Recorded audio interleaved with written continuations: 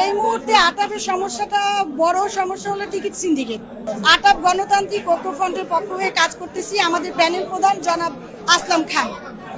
এখন পর্যন্ত তো সুস্থভাবে নির্বাচন ভোটাররা ভোট দিচ্ছে। এখন দেখা যাক বিকেল 5টা পর্যন্ত কি এসে দাঁড়ায়। আমরা আশা করি খুব সুন্দরভাবে আমাদের ভোট গ্রহণ শেষ হবে ইনশাল্লাহ। এই মুহূর্তে আটাপের সমস্যাটা বড় সমস্যা হলো টিকিট সিন্ডিকেট। টিকিট সিন্ডিকেট বলতে গত মাসে আমরা যে টিকিট 40,000 টাকায় করছি, এখন বর্তমানে সেই টিকিট 65,000 টাকায় করতে হচ্ছে। তারপরেও এটা ট্রানজিট, অনওয়ে ট্রানজিট শুধু। তো আমরা চাচ্ছি আমাদের আটাপের নতুন নেতৃত্ব আসুক, আমাদের আটাপ সদস্যদের জন্য কাজ করুক এবং আমাদের টিকিটের যে ঊর্ধ্বমূল্যটা আছে সেটা যেন কমিয়ে নিয়ে আসে।